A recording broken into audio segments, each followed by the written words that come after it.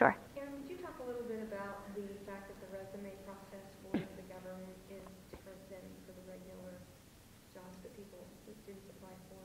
Sure.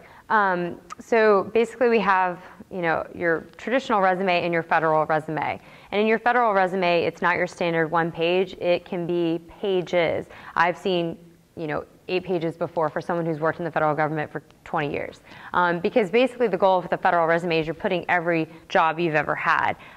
It's probably more typical, I think, maybe once you've been working for a while, so not necessarily at that undergraduate level, but I have seen it required at that level, so it just depends. And you can get on usajobs.gov and also on the Making the Difference website and see kind of an example of what it looks like, but you're basically trying to put everything in, which is kind of opposite of what they tell you with the traditional resume. You put in everything because you don't know what one skill or task you did at one job that's actually what they wanted for this government job, and you just thought that you could take it off. Like you worked as a cash register, as simple as that is, at Target, and you're talking about managing money or whatever, and you just kind of like, oh, everyone knows what a cash register is, so you forget to write the description, and you actually needed it for a federal resume.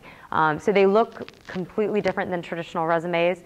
And depending on, if you're applying on USA Jobs, you have to input one. So if you're applying directly on USA Jobs, you have to put in a federal resume. If you are applying typically through your student website, like your KU career website, then you may not be required to put one. Sometimes it'll say, sometimes it will not. Sure. What is the federal job market expected to look like dependent on the administration that takes over next? Are you talking about like career-wise or? Just like percentage of jobs that might be available. I mean, from everything I've heard, the job part, it's still, there's still so many vacancies and there's still so many people retiring all the time, so I still think the outlook's going to be good. I mean, the stats from before this year, we're still needing to hire about 200,000 people a year, so I'd say that the outlook is still good. Sure. So would we need to complete an internship to be competitive for a federal government job? No. I think it helps. It's always going to make you more competitive, of course, just like, but, and it gives you an advantage in a way because you end up having hours of experience that then if you have enough of them working for the federal government plus maybe a side job that kind of was similar to the job you did in the federal government internship, you get enough hours, they can automatically convert you and they don't have to worry about any other sort of HR process to get you in. So it always helps. Sure. So unfortunately for international students, you can't work for the federal government. So you have to be a U.S. citizen. So yeah, I don't have any tips other than that. Sure. What exactly does the HR process do, and why does it take so long? Why does it take so long? That's a good question. Every agency has their own average amount of days. That it takes. They've done studies on it, the partnership has, and there was one agency that took 120 days to even find out if you could hire that. It was some ridiculous number.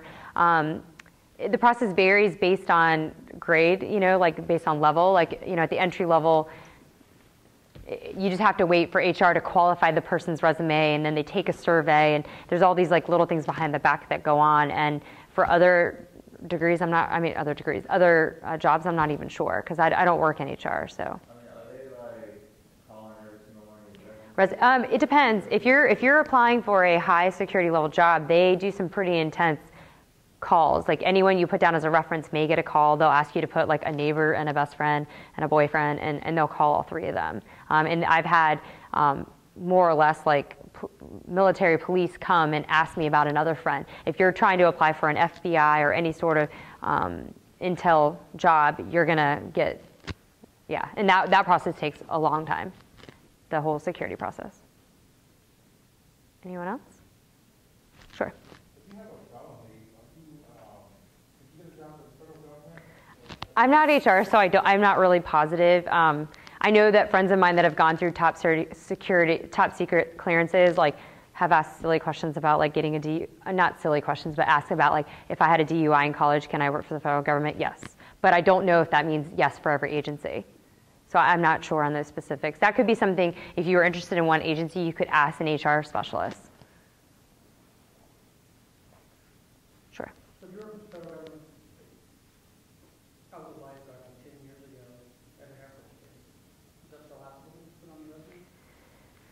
I'm not sure. Yeah, like are you saying, yeah, because you worked on a military base. I think what it is that lifeguard job, if you needed credit for experience, could count if you, depending on what you were applying for. If you were applying to be a program analyst and part of the job talked about being a leader or something like that, and you could somehow tie that into that, then maybe you would want to put it. I know that sounds tricky. It definitely helps more at the entry level for something that long ago, like if it's like in college.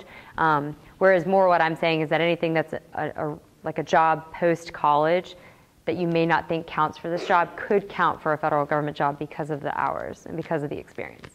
Because you're always trying to get more years if you're applying for above a GS 7 or 9. Anyone else?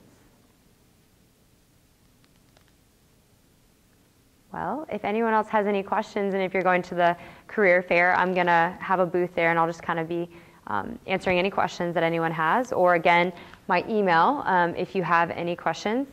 And just again to hit home, like maybe start on making the difference, spend a little time on their website, you know, based on your major or your interests, maybe see what types of jobs series lie out there in the federal government. And I can promise you that there's probably many that fit your skill set. So just got to do a little research. Thanks.